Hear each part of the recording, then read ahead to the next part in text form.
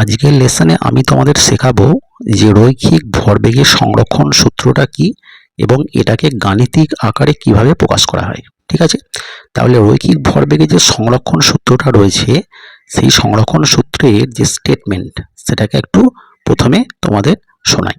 কি বলছে যে বাইরে থেকে কোনো বল প্রয়োগ করা না হলে দুই বা ততোধিক বস্তুর পারস্পরিক ক্রিয়া প্রতিক্রিয়ার ফলে যে কোনো দিকে মোট রৈখিক গতিবেগ সর্বদা অপরিবর্তিত থাকে।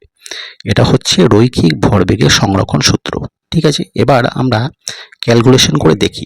ধরো দেখা যাক যে একটা বস্তু রয়েছে, ধরো এটা হচ্ছে m1। ঠিক আছে, ধরো এই একটা সরলরেখা বরাবর এই বস্তু, এই একটা m1 একটা বস্তু রয়েছে, আর ধরো এখানে m2 একটা বস্তু রয়েছে। m1 এই বস্তুটার প্রাথমিক গতিবেগ হচ্ছে u1 গতিবেগে চলছে, আর এই m2 ভরের এই বস্তুটা u2 গতিবেগে চলছে। এখানে u1টা বড় u2 এর থেকে, মানে কি m1 ভরের এই যে বস্তুটা এর গতিবেগ u2 এর থেকে বেশি। তাহলে এর যদি বেগ বেশি হয় তাহলে একটা সময় পরে এই বস্তুটা একে ধাক্কা মারবে। ঠিক আছে, তাহলে ধরো দেখা যাচ্ছে যে এখানে এই m ভরের বস্তুটা m2 ভরের বস্তুকে ধরো ধাক্কা মারলো। ধাক্কা মারার পরে কি হবে, তাহলে m ভরের এই বস্তুটার গতিবেগটা কমে যাবে, আর m2 ভরের যে বস্তুটা তার গতিবেগটা বেড়ে যাবে। তাহলে ধরো ধাক্কাধাক্কি হওয়ার পরে দেখা যাচ্ছে এই পজিশনে দেখা যাচ্ছে m1 ভরের এই বস্তুটার গতিবেগ হলো v1। ঠিক আছে, আর m2 ভরের এই বস্তুটার গতিবেগ হয়ে গেল v2।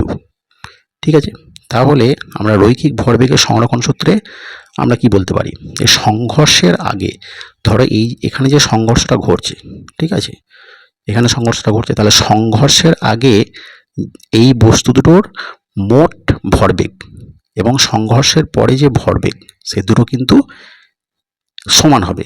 ঠিক আছে, তাহলে আমরা কি বলতে পারি, ধরো আমি এখানে লিখছি যে m1 ভরের বস্তুটির গতিবেগ কত বলো u1, আর m2 ভরের বস্তুটির গতিবেগ u2। আর এখানে আমরা লিখে নিয়েছি যে u1টা বড় u2 এর থেকে। তারপরে দেখো ধাক্কার পরে মানে সংঘর্ষের পরে, ঠিক আছে, যাচ্ছে সংঘর্ষের পর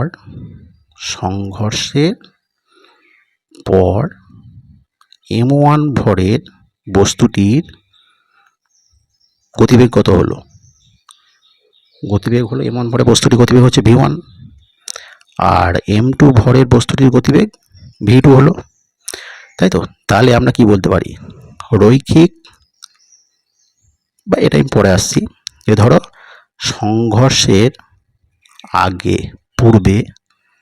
পূর্বে বস্তু দুটোর মোট ভরবেগ কত, বস্তু দুটোর মোট ভরবেগ কত, মোট ভরবেগ ধরো u1 বা m1 u1, তাই তো, m1 u1 plus m2 u2।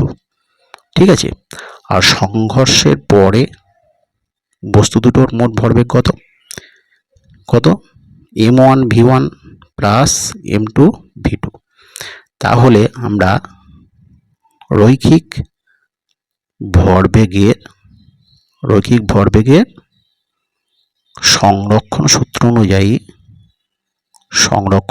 সূত্রানুযায়ী বলা যায় কি না, সংঘর্ষের পূর্বে তাদের যে মোট ভরবেগ এবং সংঘর্ষের পরে বস্তু দুটোর মোট ভরবেগ সে দুটো কিন্তু একই থাকবে বা সমান হবে।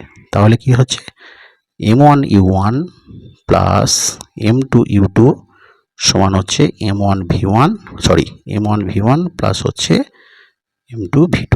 ঠিক আছে, এটাই হচ্ছে রৈখিক ভরবেগের সংরক্ষণের গাণিতিক রূপ। ঠিক আছে, এরপরে দেখব যে এই রৈখিক ভরবেগের সংরক্ষণ সূত্র থেকে নিউটনের তৃতীয় গতিসূত্রটাকে আমরা কিভাবে প্রতিষ্ঠা করতে পারি।